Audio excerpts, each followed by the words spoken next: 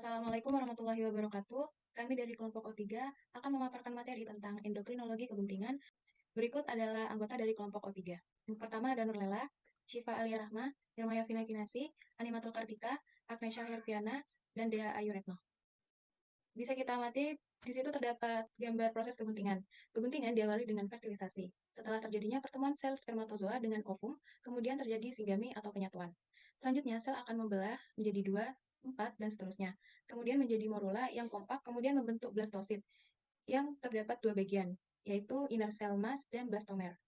Kemudian akan menjadi implantasi, yaitu menempelnya sel blastosit atau inner cell mass ke endometrium, lalu sel blastosit akan berkembang membentuk fetus hingga perkembangan fetus sempurna sampai ke tahap kelahiran. Selanjutnya yaitu keberhasilan perkawinan dan proses fertilisasi, diikuti oleh konseptus yang memberikan sinyal kehadirannya kepada sistem maternal serta memblok regresi corpus luteum atau CL, guna memelihara produksi progesteron oleh sel-sel lutealnya. Pemeliharaan atau maintenance atau CL adalah penting untuk berlangsungnya kepentingan pada semua spesies ternak. Kondisi pemberian sinyal dari konseptus ini disebut recognition of pregnancy. Next, endokrinologi kepentingan. Yang pertama yaitu progesteron. Ketika tidak mengalami kepentingan, endometrium mensekresi hormon PGF2 alfa untuk ditargetkan pada korpus luteum atau CL. Maka akan terjadi regresi CL. Kemudian progesteron menurun, maka akan kembali ke siklus estrus. Namun, jika terjadi kepentingan, endometrium akan mensekresi PGF2 alfa atau esoprin yang berfungsi sebagai uterine milk.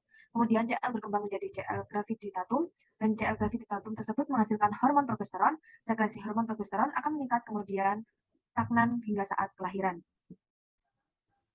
Progesteron adalah hormon utama untuk memelihara kepentingan. Adanya progesteron berfungsi untuk menghambat kontraksi uterus. Adanya konsentrasi progesteron ini akan menghentikan siklus estrus dengan mencegah keluarnya gonadotropin. Korpus luteum hadir selama kepentingan terjadi pada semua ternak mamalia kecuali pada kuda. Sumber progesteron selama pertengahan akhir kepentingan berasal dari plasenta, yaitu pada kuda dan domba, dan dari korpus luteum pada sapi, kambing, dan babi. Kondisi hormon progesteron pada saat kepentingan, yaitu pada domba dan sapi, konsentrasi progesteron dalam darah tetap konstan sepanjang masa kepentingan. Kemudian pada babi mencapai konsentrasi yang tinggi pada awal kepentingan. Kemudian pada kuda, konsentrasi progesteron hingga hari ke-35 disekresi terutama dari korpus luteum menunjukkan keadaan hormonal pada kuda bunting. Konsentrasi progesteron kemudian naik seiring terbentuknya korpora lutea aksesoris atau korpora lutea sekundari, sampai korpora lutea tersebut mulai regresi pada hari ke-150.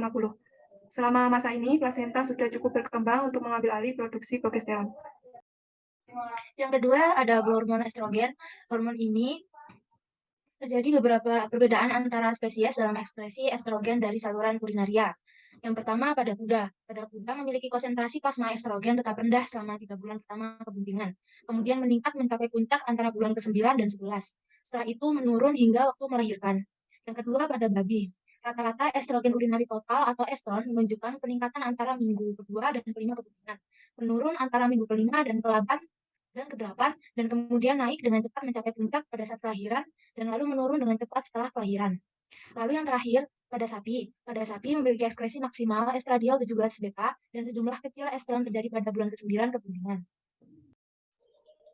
Selanjutnya, estrogen bekerja sama secara sinergis dengan progesteron pada perkembangan dan persiapan kelenjar memae untuk sintesa susu setelah kelahiran. Laktogen plasenta juga mempunyai peran dalam perkembangan kelenjar memae sebagaimana perannya dalam mengatur pertumbuhan fetus. Kemudian ada equine chorionic gonadotropin atau ECG. Antara hari 40 sampai 130 kepentingan, ECG juga dikenal dengan nama PMSG dengan konsentrasi tinggi hadir dalam sirkulasi darah maternal tetapi tidak dalam darah fetus. ECG yang disekresi oleh sel-sel tromboblast dan bukan oleh endometrium, melisiskan meluteinisasi folikel dan memelihara fungsi korpora lutea sekunder. Progesteron memiliki peran yang sangat penting selama kepentingan untuk menjaga konseptus agar tidak kontraksi. Jika progesteron tidak tercukupi, maka akan berisiko ternak mengalami abortus. Progesteron membantu sekresi hormon prolaktin untuk memproduksi susu untuk nutrisi fetus yang sudah lahir. Hormon estrogen rendah pada saat awal kepentingan dan mulai meningkat pada saat pertengahan dan akhir kepentingan.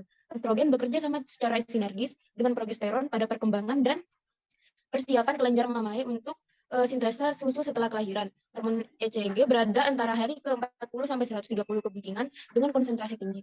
Berfungsi untuk melisiskan meluteinisasi folikel dan memelihara fungsi korpora lutea sekunder.